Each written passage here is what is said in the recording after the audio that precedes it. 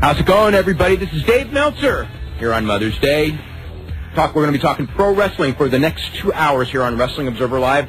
Our guest in about 35 minutes will be Dusty Rhodes. We'll be talking about his book, Dusty, The Reflections of an American Dream, and Dusty Rhodes is the guy on the hot seat right about now. So we'll have a lot to talk to him, and you can call him as well. First 35 minutes or so of the show, we'll be taking phone calls. You can call us at 1-800-878-PLAY. It's the first time in several weeks that we'll be taking calls, and Brian's here for the first time in God knows how long. I haven't talked to Brian, and this is probably the longest that we haven't talked in years. Maybe like what's it been? 6 years? Yeah, probably. Probably. It's been, yeah. Not that we haven't emailed, but I haven't talked to you in a long time. So what's new with you? I don't know. Where do you want to start? Are you engaged? I don't know. I have not been engaged. Okay. That won't be happening for a while. Okay, good enough. When it does happen, it'll probably be longer than 6 weeks before you talk to me after that. But, well, I mean, I think the first thing we should talk about is the sad situation involving the death of Chris Candido a week ago Thursday. And Chris was a really nice guy, and you'll hear that a lot about everyone when they pass away, but Chris was really a nice guy, and it was very tragic, as they all are. And for reasons that, I sort of think I know, and I think one of it is because Chris Candido was, like, really a wrestling fan, you know, and he was, like, if you were a fan and you talked to him, you know, he could empathize with you because that's really what he was, a wrestling fan who ended up becoming a really good wrestler, as opposed to someone who kind of watched wrestling or wanted to be a good wrestler but wasn't really a big fan, or someone who let his stardom go to his head or something like that. And so a lot of people, you know, knew him a little bit, and you know, I mean, and everyone liked him. You know, I mean, he certainly had his he was his own worst enemy. He didn't have that many enemies after he left WWE, at least.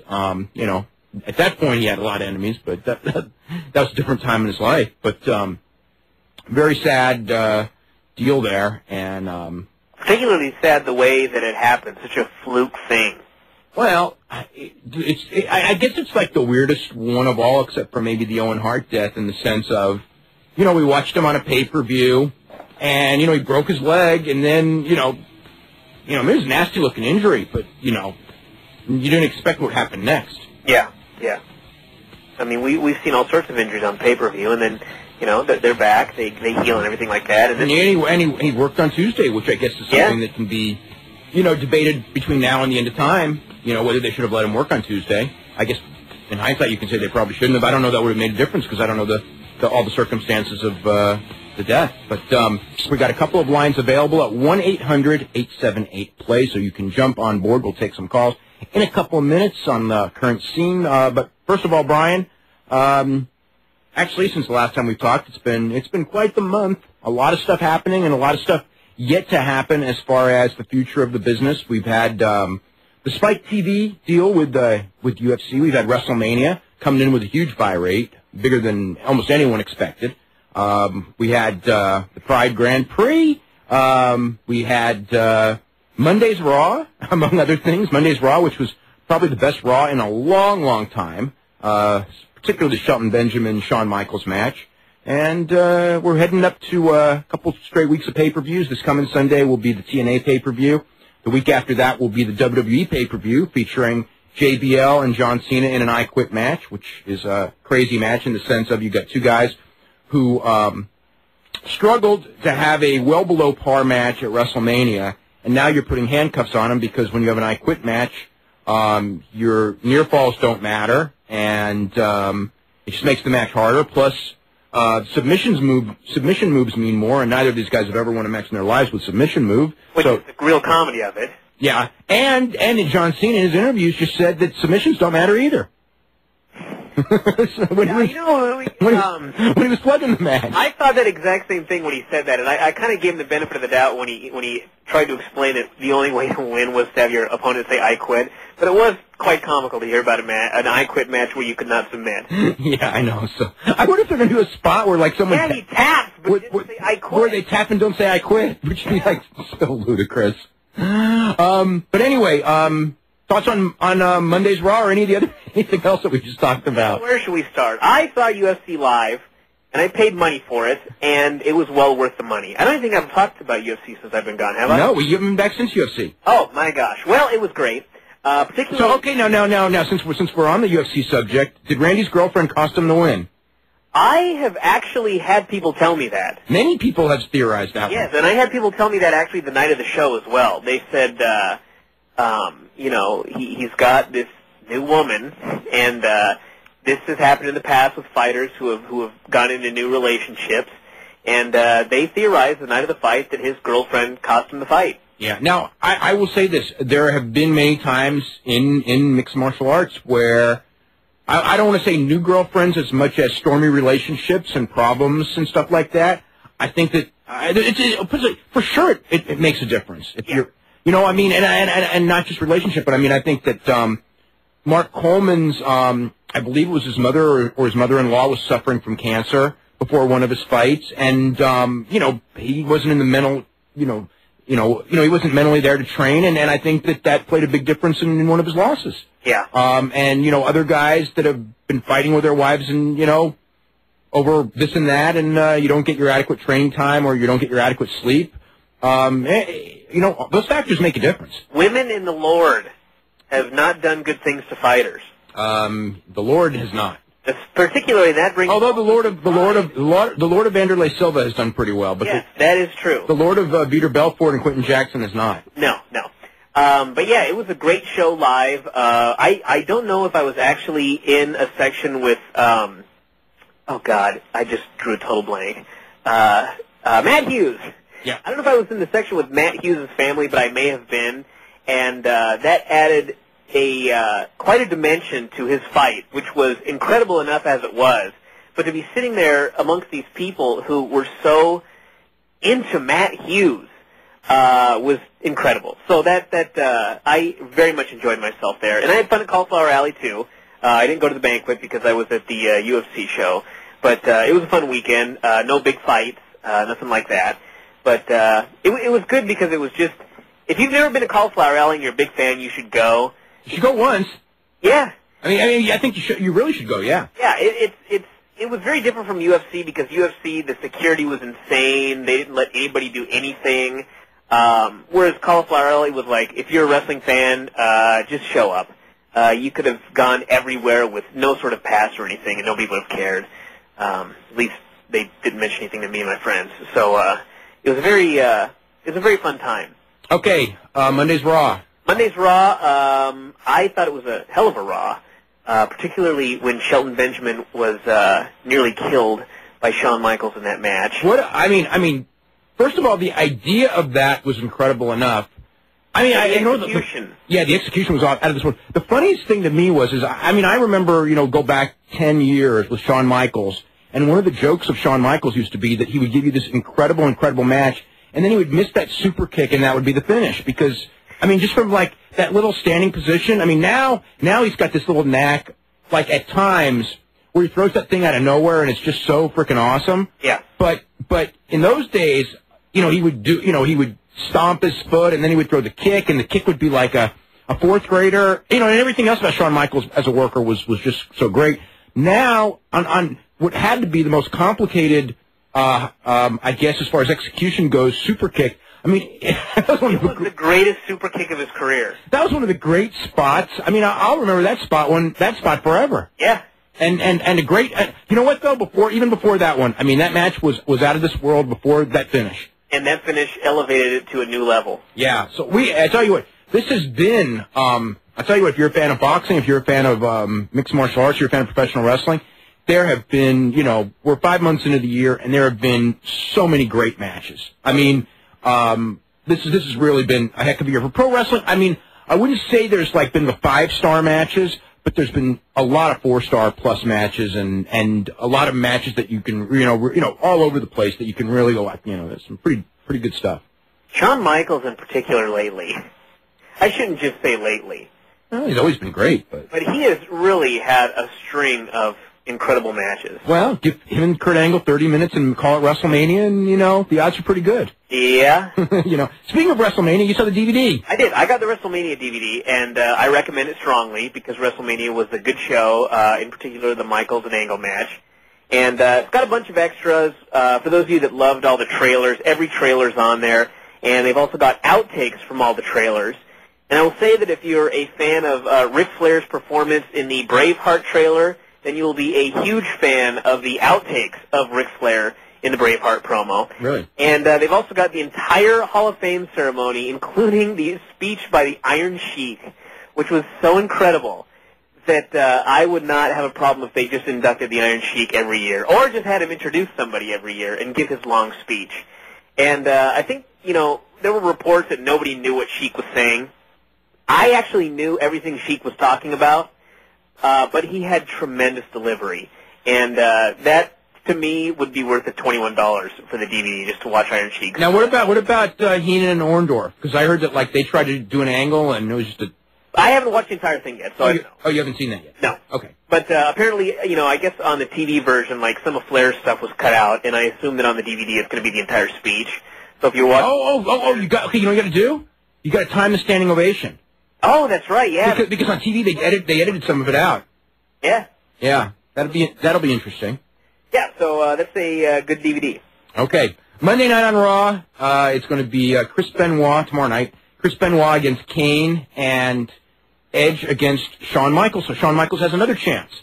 Yeah. To have a good match. To have a great match. And Kane has another chance to have a bad match with Benoit. Wasn't he one of the only guys? Yeah, but he won't. Yeah. He won't. I think that streak's over. He won't this time. Although I really thought that last week was not the week for Kane to be chokeslamming and pinning Christian. No, that was absurd. Yeah.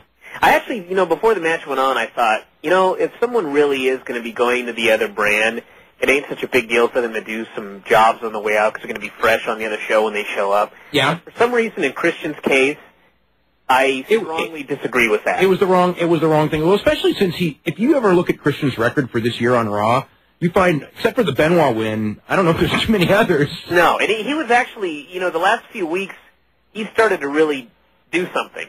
Well, the people kind of got behind him. Yeah, and also, you know, they're pushing him hard as the guy that's going to go to the other show and face Cena. Yeah. And then all of a sudden here on the show, Kane chokeslammed him clean, and I thought, what the hell was that? Well, also because it really wouldn't have hurt to have Christian against Chris Benoit on tomorrow night's show. No. It's a better match. Yeah. And it's coming off of that controversial thing, so if Benoit wins, you know, he can get it back. Because I sure don't want to see Kane in the finals. So what do we need Kane in the turn for anyway, really? Well, he got finished with a feud with Viscera. Yeah, maybe that's why. He needs to get a good match, which he didn't get Monday either.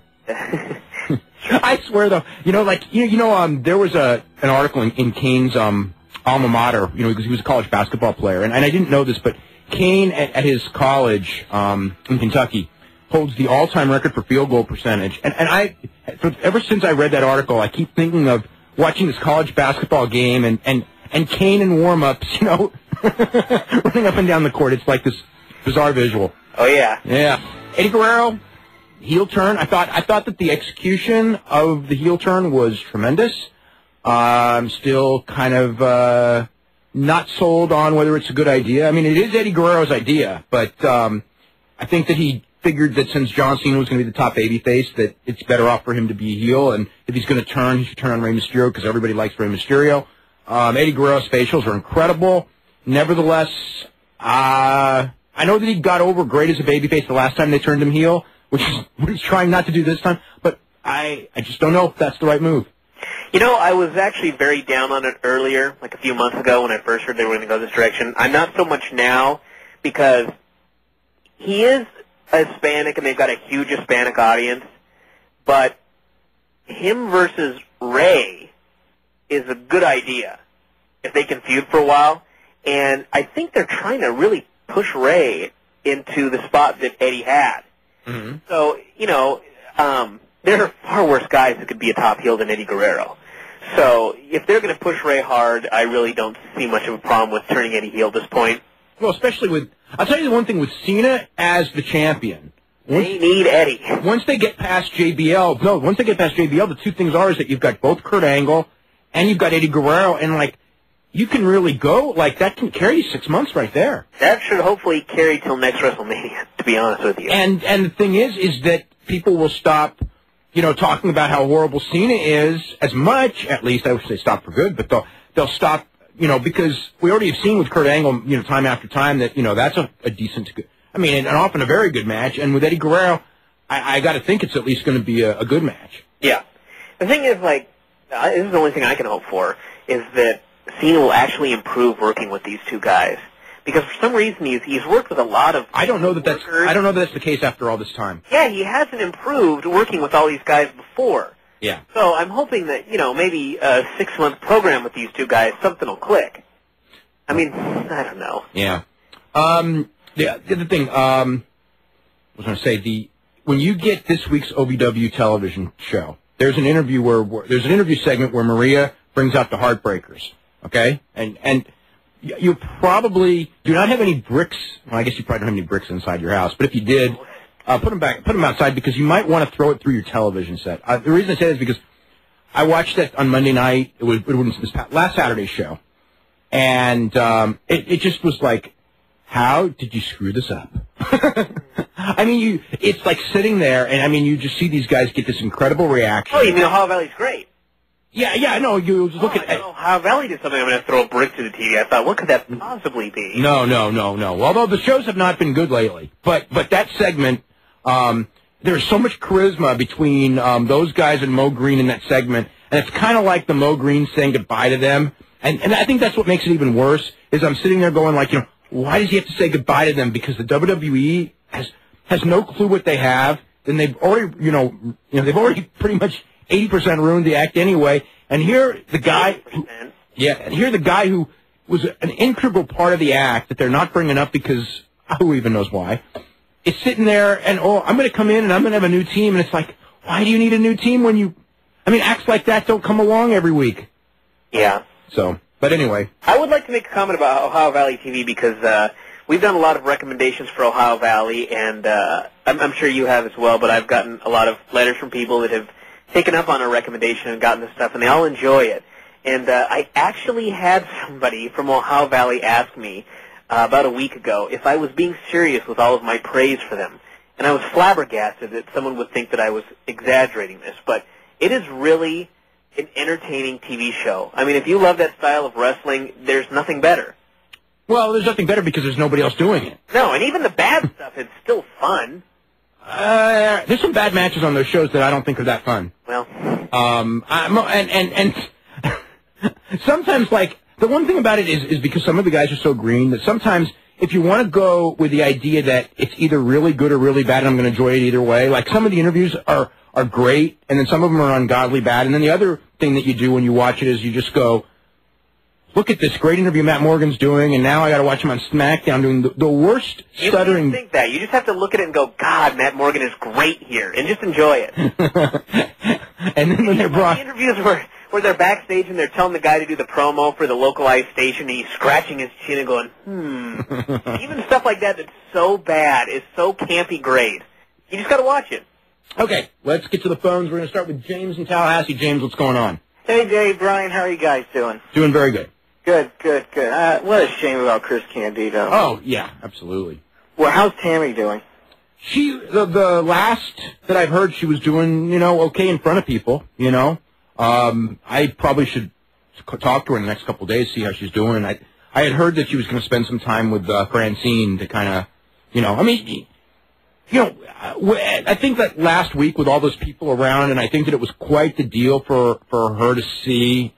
I mean, because a lot of the wrestling funerals are very sad because you don't see a lot of people there, and this one was, you really saw how many people liked him, so I think that kind of probably helped her a lot. But, ultimately there's going to come this day where she's sitting there and in the empty house, and she was doing this business where he helped out, and it's going to be a real empty feeling for her for a while, and it's unavoidable.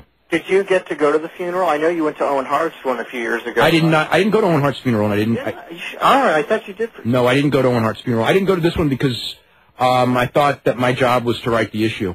To be honest, your issues are a tremendous tribute, and it's a shame you have to write them. Yeah, it's a great tragedy of it that you're writing so great, but what you're writing about, the occasions you have to write. Yeah, it was not. I don't want to say it was fun to put together because I felt a lot of pressure putting it together, but I at least thought that when it was all said and done, I was, happy as that at least, the issue turned out okay. I wasn't happy about much of anything else involving it. When I first saw the news, I was on your website like at Thursday night before an exam, and I see Candido passes away, and I think to myself, is he talking about the grandfather? And I remember that isn't the grandfather's name anyway, so I'm going, that has to be Chris Candido. I clicked on it. I couldn't believe it. What a chance. What a fluke. I don't know how else to describe it, Dave, and how a lot of other fans feel about it. Yeah, well, I think that's why this affected a lot of people worse than we've had so many deaths, and I used to always, in the last couple of years, people have gotten really cold to it and kind of accepted it. And this one, there really were a lot of people who were really moved by it. I think, again, part of it is this was, not his fault at all. Oh, yeah. It gets to the point with wrestling deaths where there are a lot of guys, and I don't really know how to say this. It sounds, bad, but, you expected it to happen. Mm-hmm. Well, I'll tell you what, I went through years expecting it to happen from him. But when it happened, I wasn't expecting it to happen. Yeah, when you wrote the thing on the website, you said basically the same thing, which was this was the call that everyone expected forever. And then, as soon as it was to the point where nobody expected it, there it was. Yeah. Well, yeah, I'll never forget him in ECW wearing the whole Rick Steiner headgear. He was pretty fun. He was a pretty funny guy. I mean, he was funny. He was entertaining. Cornette had him do some really wacky stuff in Smoky Mountain that would have destroyed a lot of people. And actually, him and balls were like, wouldn't he? The cat thing was kind of stupid. But I mean, like when he had to wear a baby bonnet and Oh yes. That stuff. I mean, that stuff would have like killed the heat of a normal human being. But he was so entertaining that it didn't hurt him at all, and he ended up becoming a bigger star through it. I wanted to change the subject, but it's so hard even to change the subject with thinking about it. Just my best wishes and all the fans' best wishes to Tammy and his family. Were him and Tammy ever married, or? I don't think that they were legally married. I know Chris had been on the show a couple times, and Chris was actually scheduled as our guest for a couple of weeks from now. Whoa. I had talked to him, it was right after the operation, so it would have been I would have called him on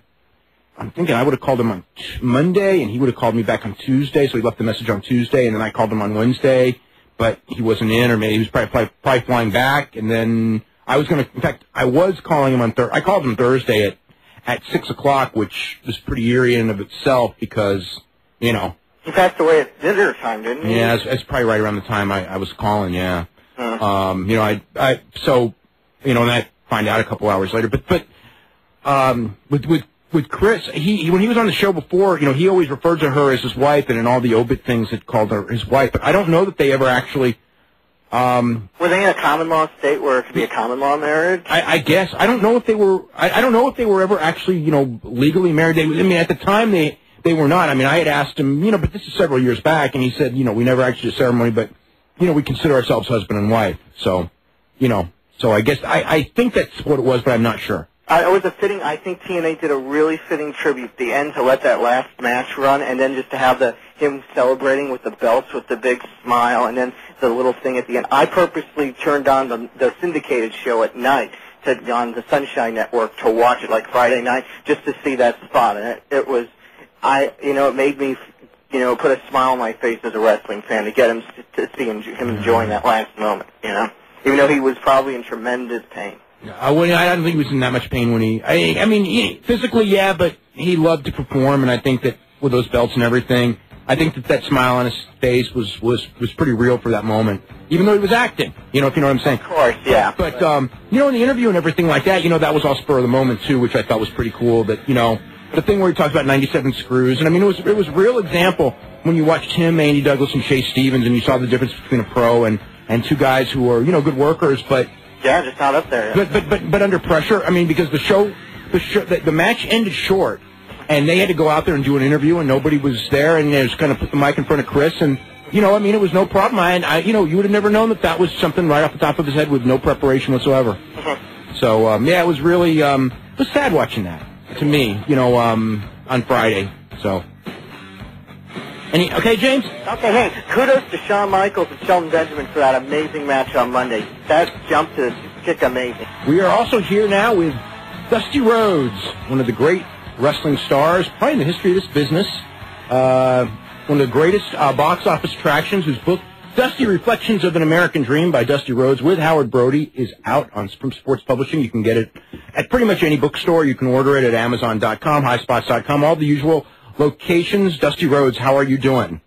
I'm doing great. How you guys doing out there? We're doing really good. How's I'm a little sore from last night, putting up with Terry Funk for 15 or 20 minutes. Wow, man, it was cool. What's it like, as far as in the last, I don't know what it's been, 6-9 months up in the Carolinas, you've been going up there more and more, and it's kind of been like a resurgence of the old days, with Terry Funk, and you've worked with Tully Blanchard and a lot of the guys that you worked with in that same part of the country 20 years ago.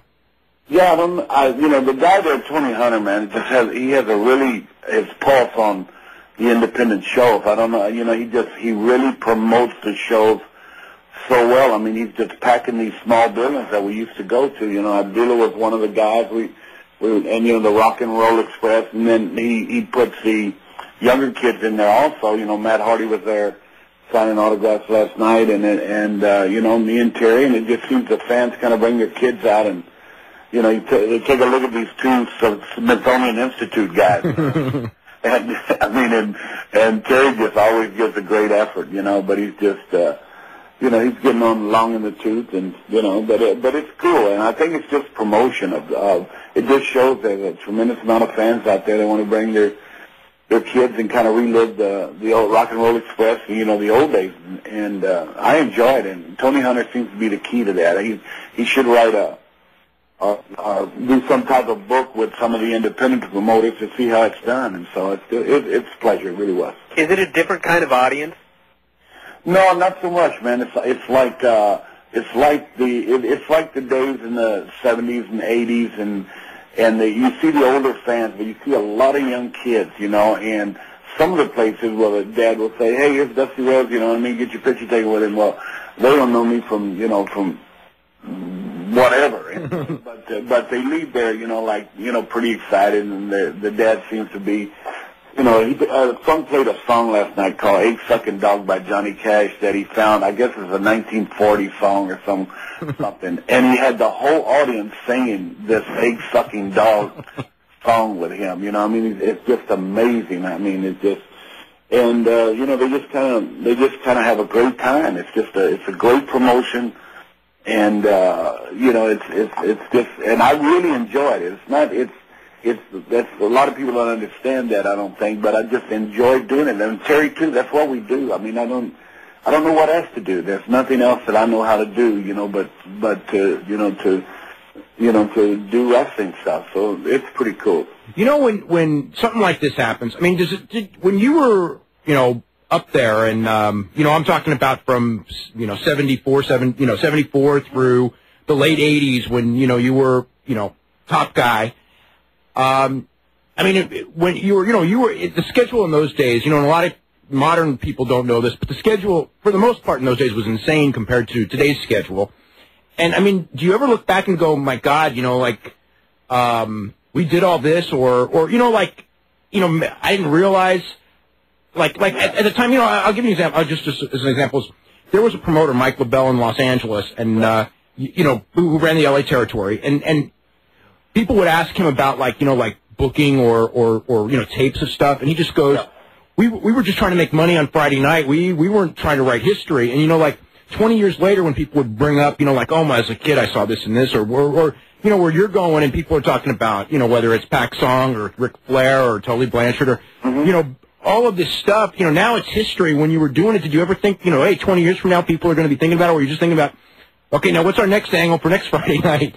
Yeah, I don't know. I think, David, I think I've always been, I think it's kept me going as I've been a mark for the business, too. I fight change. That's probably one of the problems that I've had, and that goes with press and everything else. And it was, I felt that the history was being changed, around 75 and 76, and I had an opportunity to express myself. And then in the book, what I call Yellow Finger, when I looked out one night and I seen all these foam yellow fingers, for Hogan, I really said, that's really starting to change the way we look at the business, because in and you guys and what you do changed the way we look at the business. I mean, there's history and all of that. So we, good, better, and different, we all kind of came up together during this big, huge change.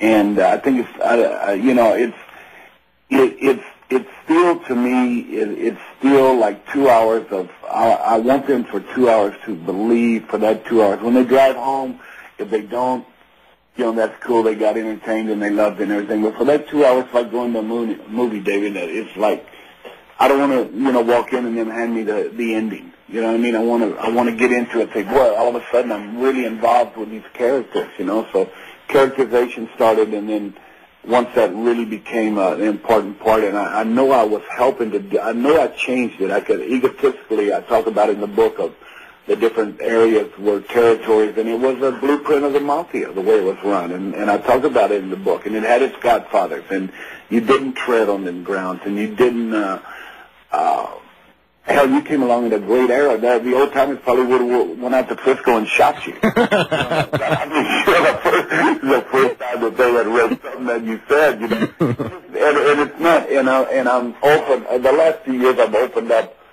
but it was hard as a, you know, like you said, 7 days a week, twice on Sundays, 300 days a year or more.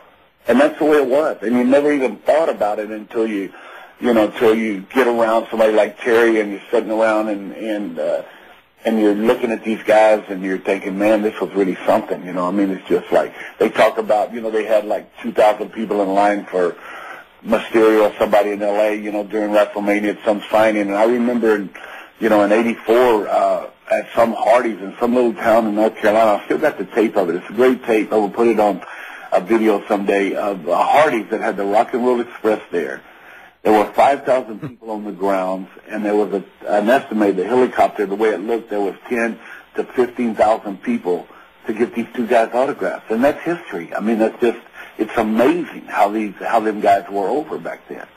You know, one situation, you know, with obviously as the booker, producer of TNA right now, right? The key, you know, we all know the key thing is television, and, you know, you're handicapped with that television time. It's better than no television time, but it's still not, you know, the optimum thing. I mean, where do you think it stands? Is there any, do you expect a change coming? I positively hope that it is. I don't see a win situation if we don't do that, and I know they're trying very hard. Dixie and the people that run our company, because if it was not to do well, it would be such a shame because of the tremendous young guys that I'm able to work with now, and it's different now, David, because I'm not wrestling there with them, so I'm not on top, and I'm not booking myself, and I'm not even you know, the era that was in was, you know, that was the way it was, whether you were with Von Erich or wherever you were, them were your stars, but they were able to draw a tremendous amount of money to the arenas. I think the arena shows are important for TNA. I think we need to get out there and see where we're at, but it's hard to get out there when you're on 4 o'clock on Fox Sports Net, which, like you said, TV is better than no TV at all, and the pay-per-views, they have been decent. There's been some great things that have happened on it. It's like the last one we had with the cages, where you do 8 cages is 2 years of a year and a half of angles in the old days. I mean, you know, so all in one night you were able to see this. And then at the meeting that I have with the team right before we go on to play the game, I always have a meeting there.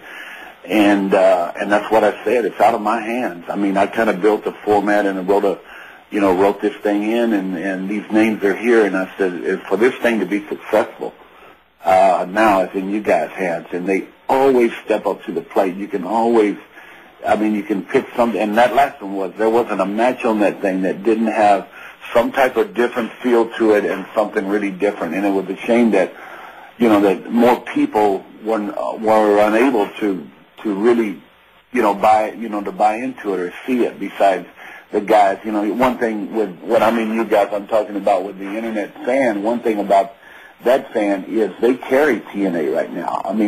That's our core. And so you say, okay, well, there's millions of other fans out there that maybe don't know this is on, or they don't they're not able to see AJ or my favorite heel of this current era is Chris Daniels. I think he's a throwback across between Rick Rude and Tully Blanchard, and he has that thing that just kind of sets him apart and makes him a great heel, and even going to be a greater heel, So, and for them not being able to see that, Rude and Dustin in the Prince of Darkness death match made famous by me and Kevin Sullivan. I mean, it had such a difference to it, and it was so cool, and America Most Wanted. So, the list, you can go on and on down them, but then I knew one thing about that last show, that Jeff was doing a tremendous job in what he's doing now, but I knew AJ and Abyss was, what I call bringing it home. Right before AJ went out, and I patted him on the ass and I said, you need to close this thing for me. You need to bring it home. And they did. So it's TV time is the key. You said it, and I think everybody knows that. I mean, we don't have to tell the office at TNA or we understand that. So I know they're talking with some people. I know they're talking with some people. Let's just hope something really cool happens that we're able to show these wares and these young kids, mixed with some older guys, not a lot, but in there to where they see this X Division and what it's all about. And I'm looking at a lot of young guys right now. I'm really interested in this CM Punk kid. I know you're familiar with him, but oh yeah, I like him in that position there. And our loss with Chris was devastating to a lot of us, because he not only was a throwback to the Eddie Graham era, he was also a current.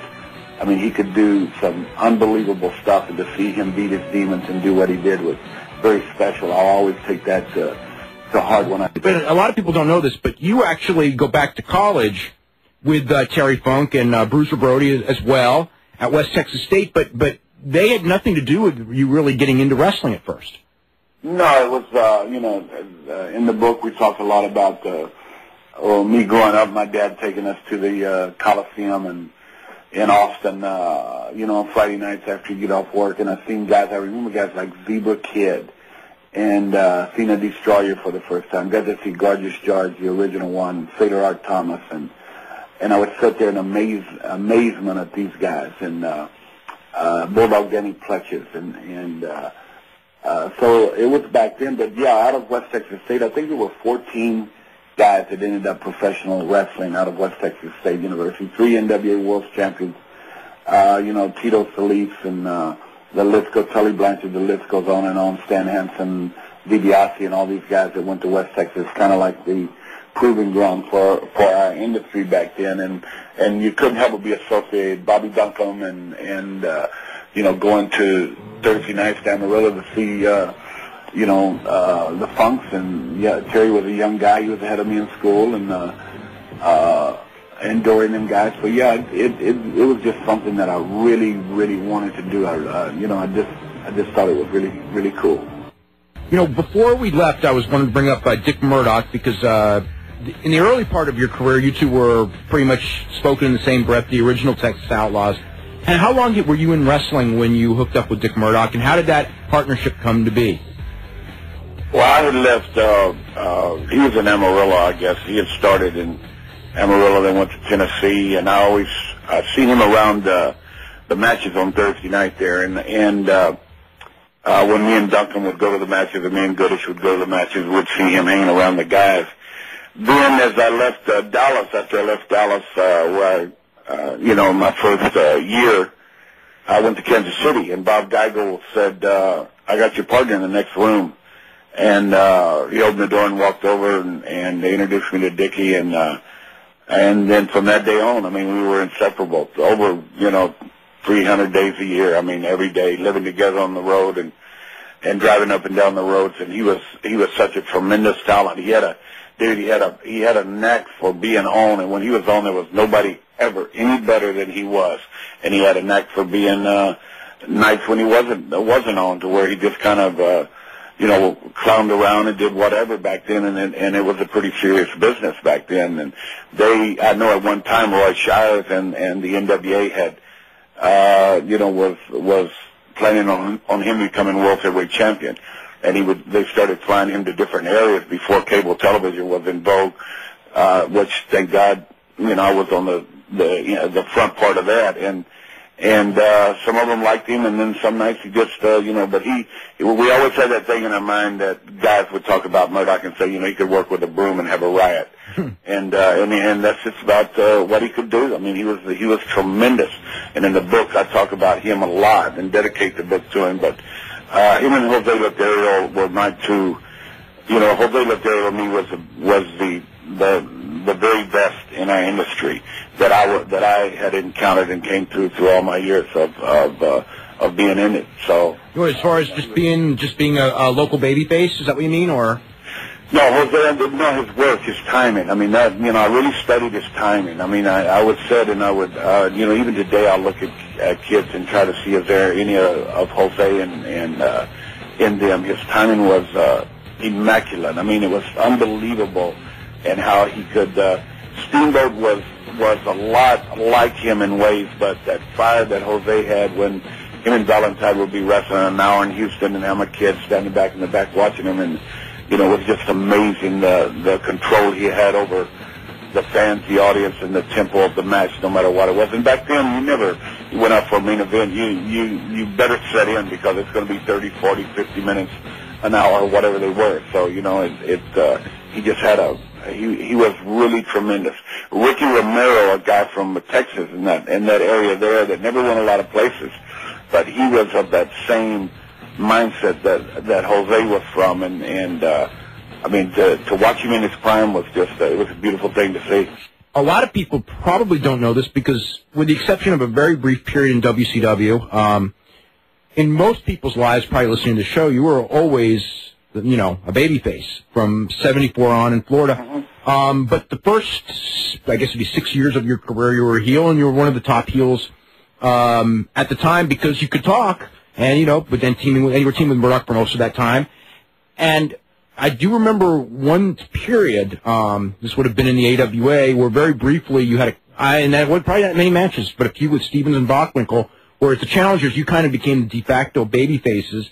And I remember reading that people noticed that, you guys, both, Murdoch had it as well, you guys had tremendous babyface charisma. When in your life did you see that your long-term was going to be as a babyface, or did it just happen that way in '74 and you never looked back?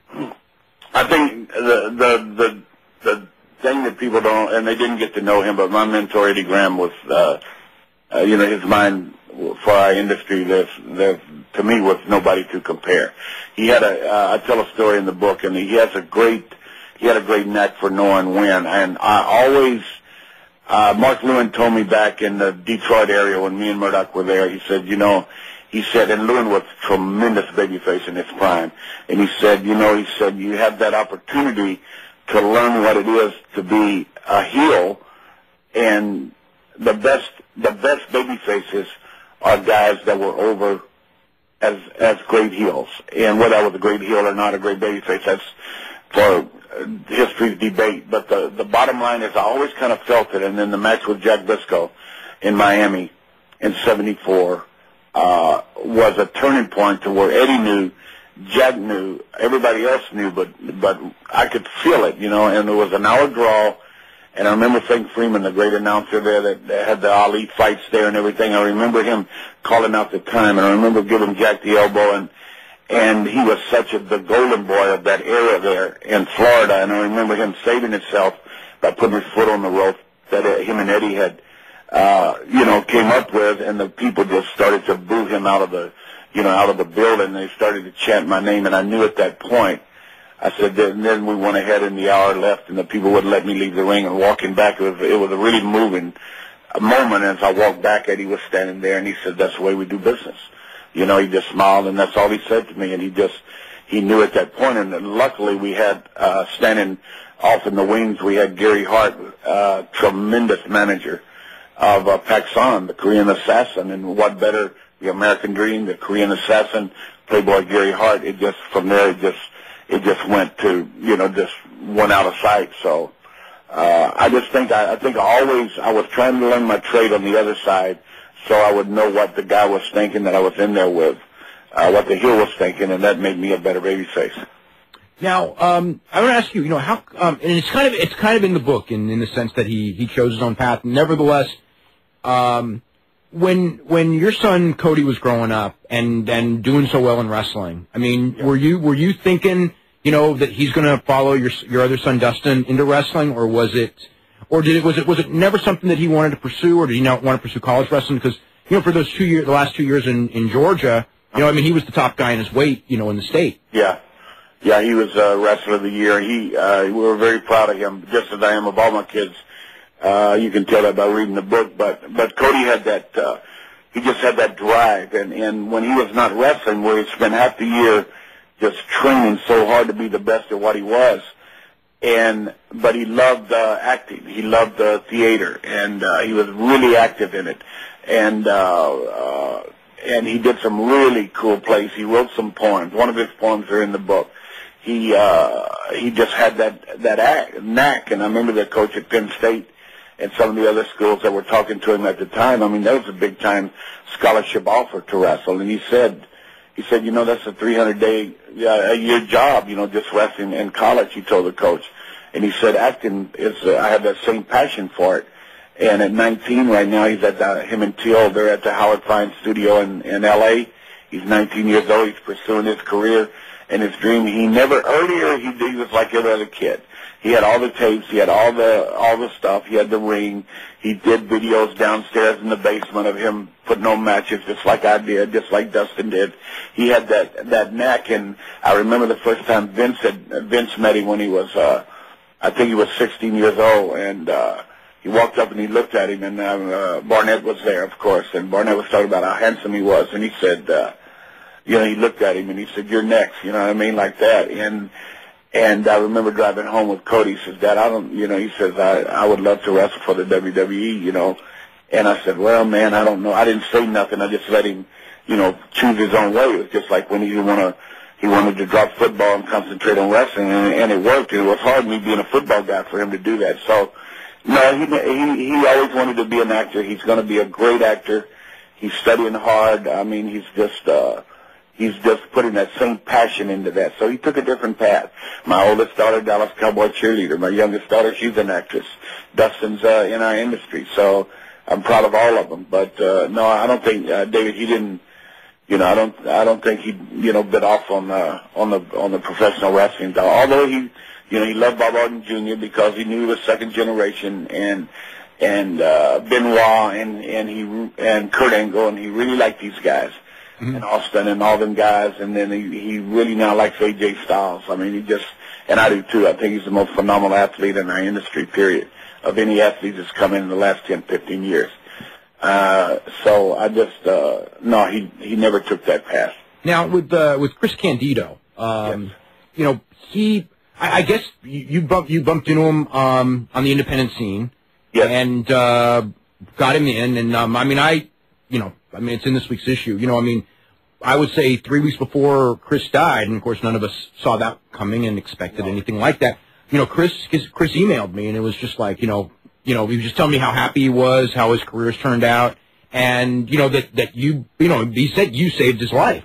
You know, and it was quite the statement, you know, I mean, but tell us a little bit about, you know, bumping into him, bringing him in, and just your feelings on how everything, you know, that whole last week.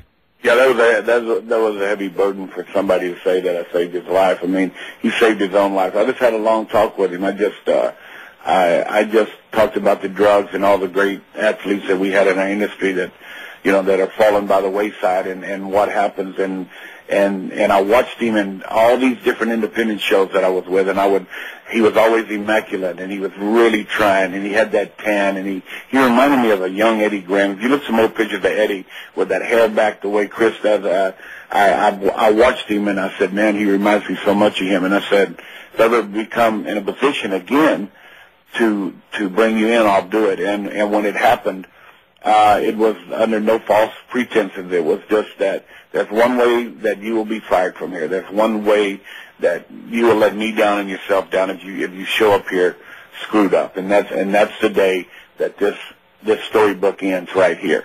And I drilled it in him, and I talked to him, and I spent time with him. He spent time with me, and he was just starting. I had just started to create some really cool things for him and for the naturals around him.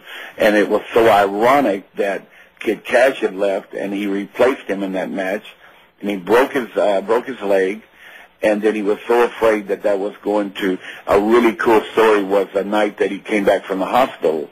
He was there on a baggage cart. They whirled him. He was there. He wanted to come in the little bar where we go to afterwards there, real quiet place, and my posse's there, you know, and he comes in and, man, he says, man, this is, you know, not going to do it. He says, I got to tell you, they gave me some drugs, but they had to. I had a lot of pain. That ain't going to hurt, is it? And I said, no, that ain't going to hurt at all. And he was determined to come back, you know, and it was amazing scene. We didn't have time to go and revamp the whole thing. We just had to put the thing on the top of the show, and the thing at the end afterwards, you know, the dedication to him. And I wanted that shot of him with the two belts where he was sitting on the floor in that smile. And it was just, it was almost like, you know, here I made it. I'm back on top.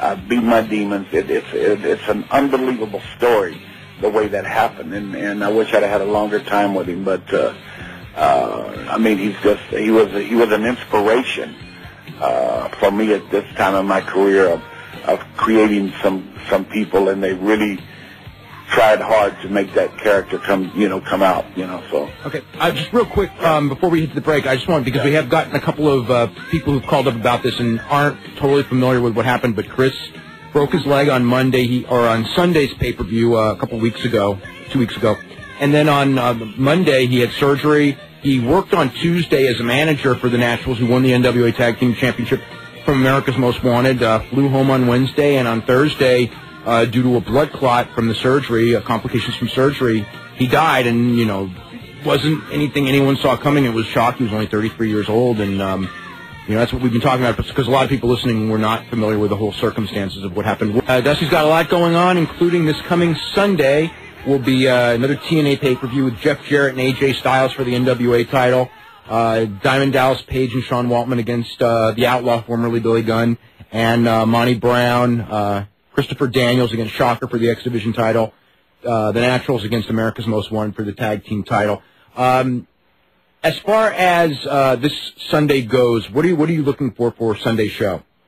I'm looking for a little crossover, David. I'm looking for, you know, I wanted to go outside the box a little bit with Tito Ortiz, because I think he was had been the poster boy for Ultimate Fighting, and he had that charismatic thing. He can talk. He's a charismatic guy.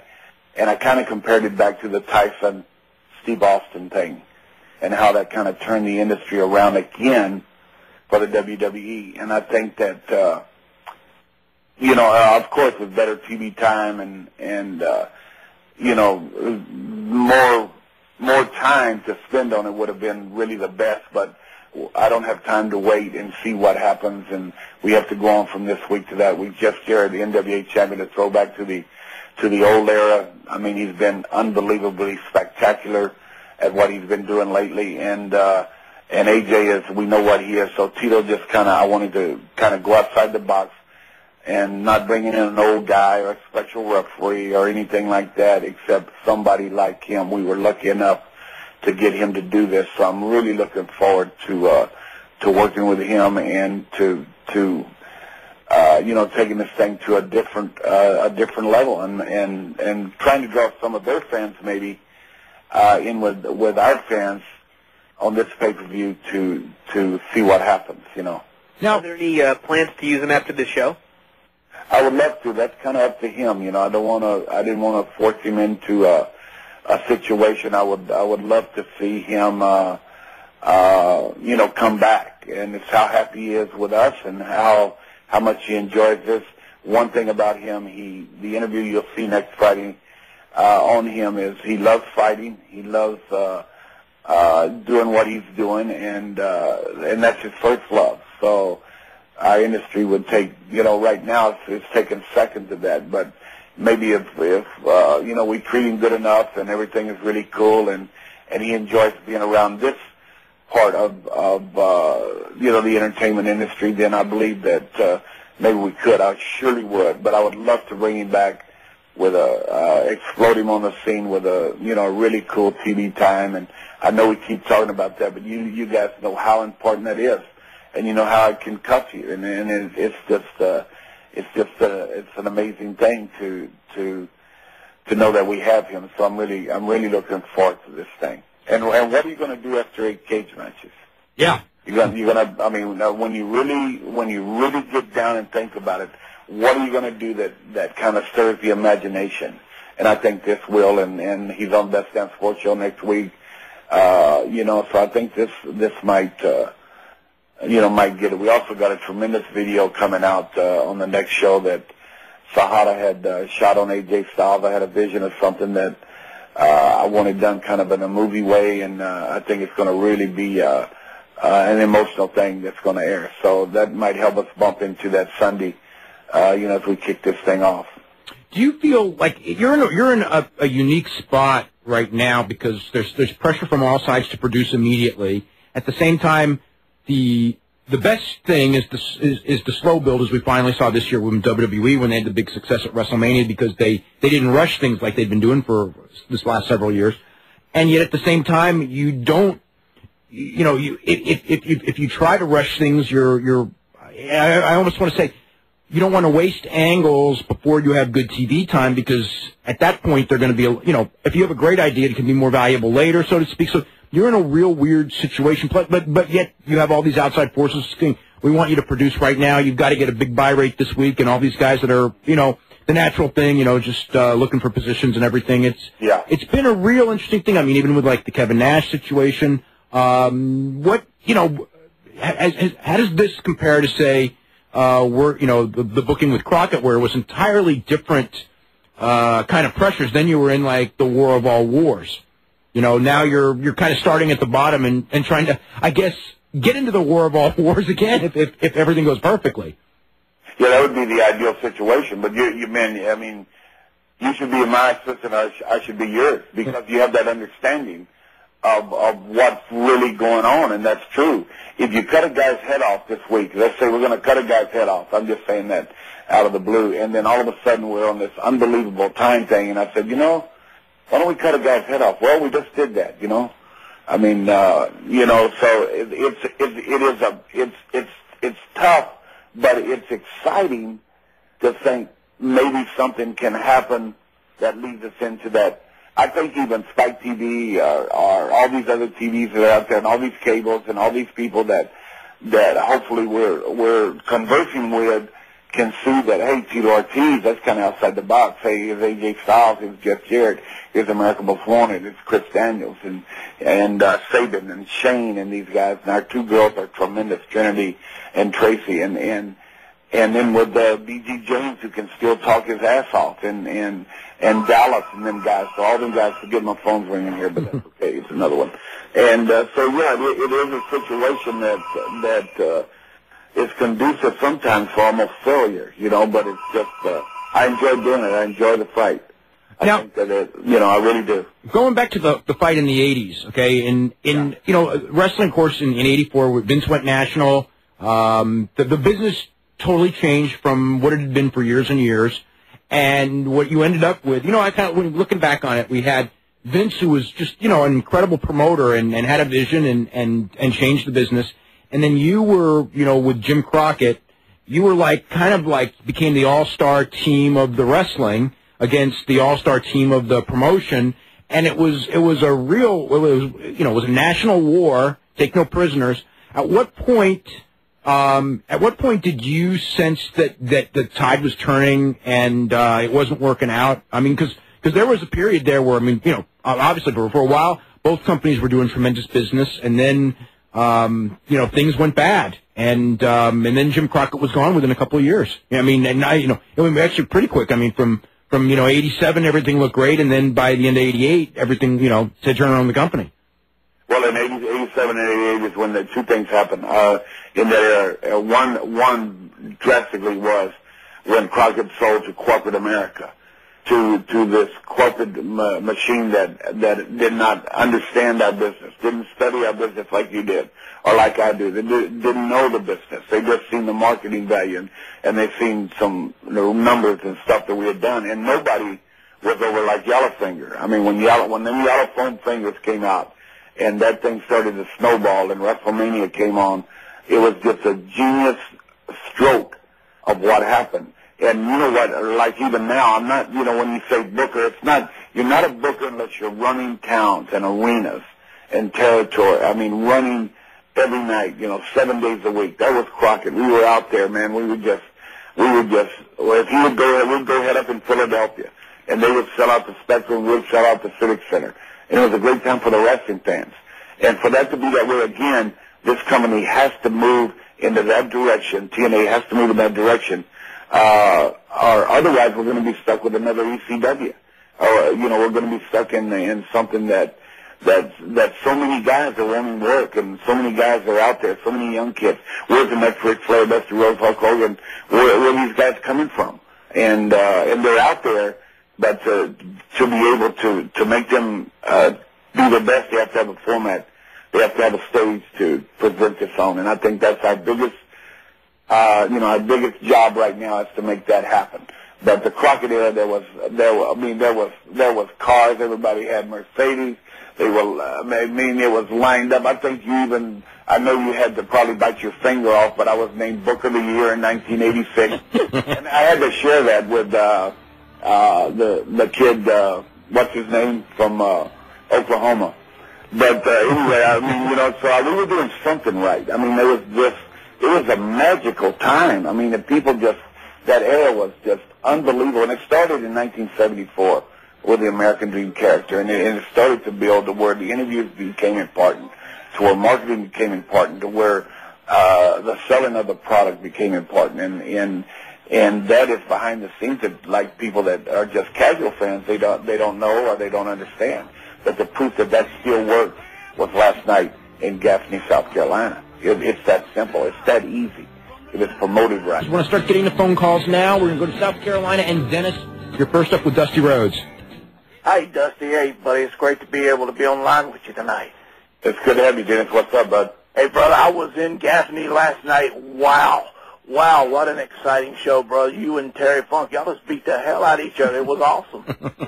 Well, you got to protect yourself at all times with him, man. I mean, you don't know, what he's going to do, where the chair's coming from, or what's going down. But I enjoy you being there. I really appreciate the support, and I know he does, and I know Tony Hunter and that whole promotion does. And it was a great time. It was fun. Hey, I'm fortunate to live in the upstate here in South Carolina and be able to see the Carolina Championship Wrestling shows. You were talking earlier about Tony Hunter writing a book for the other guys.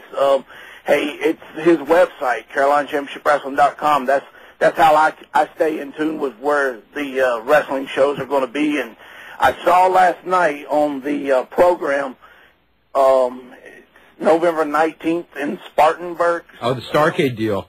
Yeah, you're going to be there. Do you know who you're going to be wrestling?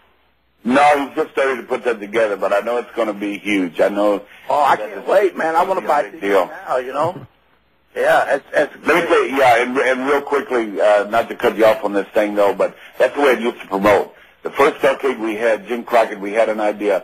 Let's put these vouchers on every seat in the 15,000-seat arena in the Greensboro Coliseum. And on that very night, you can order the tickets for next November, Thanksgiving night, for Starcade number 2. And we did that.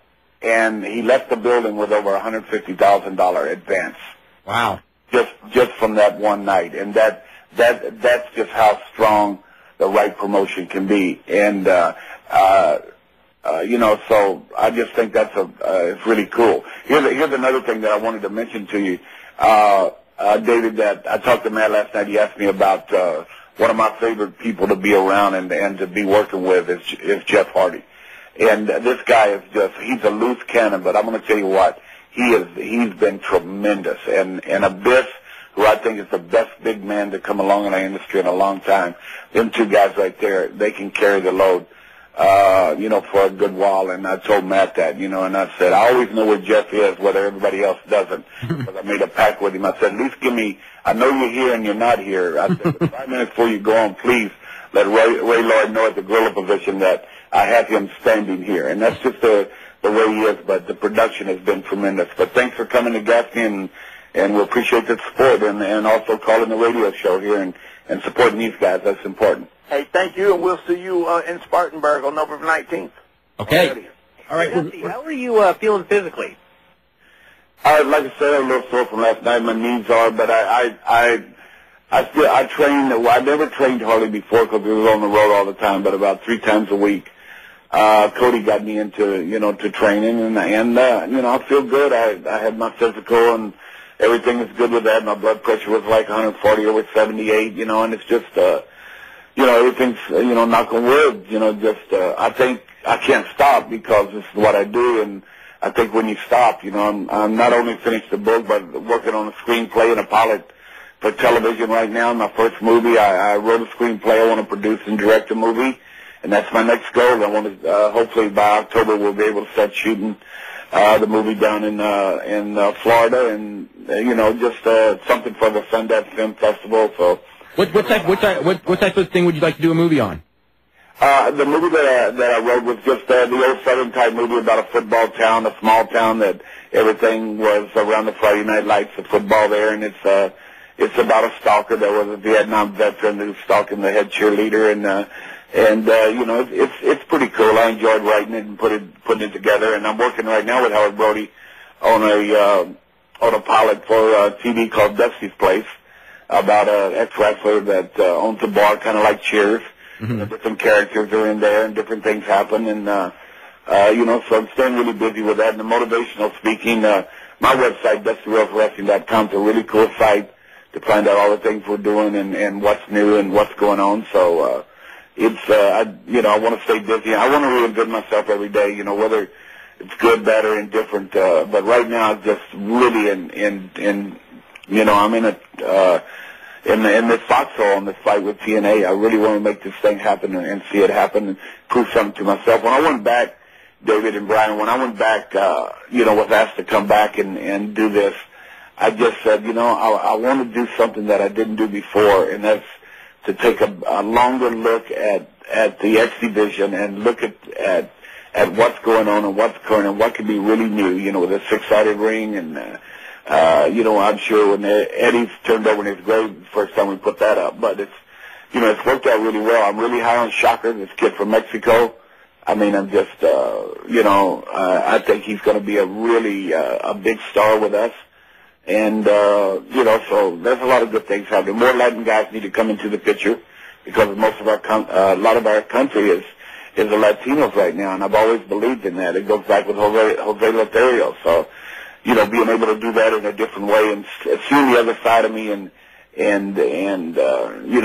not being able to, it would be very easy for me right now because one of the hardest things that we have is the rift between me and Jeff Jarrett. And, it would be easy to say, okay, I'm just going to book myself with Jeff Jarrett, you know what I mean, and see what happens because Jeff could handle it. I mean, he's a throwback. I can't tell you how much I think of his work and the things that he does. So, I'm really positive about TNA. I think it's got a chance. So we just keep our fingers crossed. Have you done a lot of coaching on interviews? Because that kind of seems to be something in wrestling today that a lot of guys have a problem with. And Terry, in fact, wrote, I'm working with AJ a lot because I think he's really, Brad Armstrong was one of in the dressing room, if you knew Brad Armstrong, I've seen him last night, he looks tremendous. And Brad Armstrong had such a great personality. And if you could get him to portray that, and AJ's got a great personality. So I just have to drop that from Gainesville, Georgia thing and just say, hey, this is phenomenal AJ Styles, and this is, and he can express himself like he does, behind the scenes. I think that's the only thing missing with him right now because he just, I'm really in a good position because I have what I think is one of the best deals in the industry in the NWA champion Jeff Jarrett, and I have the poster boy for our new company, just like we do with Sting. One other thing you asked me a while ago real quick, David, we talked about the fall or when it started to turn. Yeah.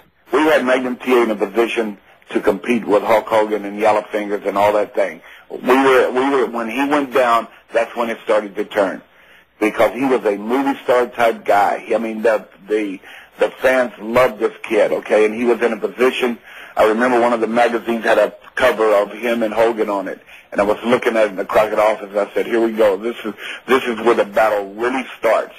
You know, we need to get him in a movie. We need to get him on the scene. We need to get him on talk shows.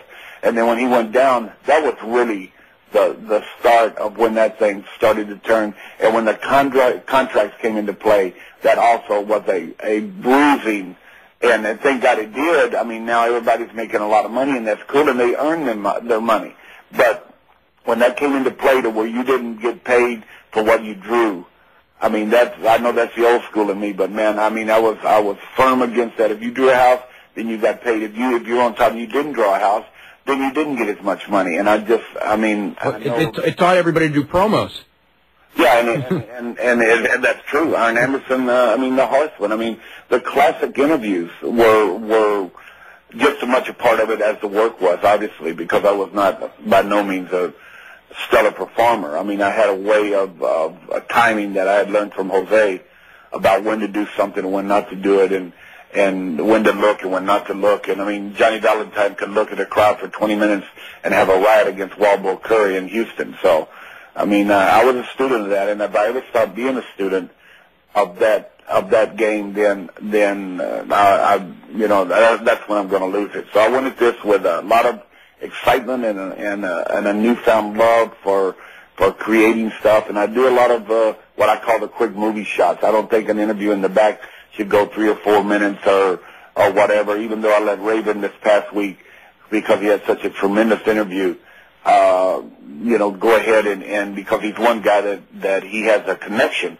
with the fans. So I think that's important, and I'm really high on Rude too, the kid from Team Canada. Oh yeah, it's got to be more. I mean, I think he's just he's not even close to being as good as he can be. You know, one of the other things that happened when you were talking about the contracts, the other thing that I think changed a lot was the big money to buy TV time in big markets. I know that there was people had paid for television before, but I know that like Crockett during that era, I mean, they were, I know they were paying, I think it was $2,400 a week for like a midnight time slot in San Francisco, and God knows what they were paying in New York. And I mean, those bills, I think that pretty much is what doomed Smoky Mountain with Cornette was the TV bills. I think it ended up really what killed Watts too, when he had to expand out of his territory and the TV to get the TV in those new markets, it cost them so much money they couldn't make it back at the houses.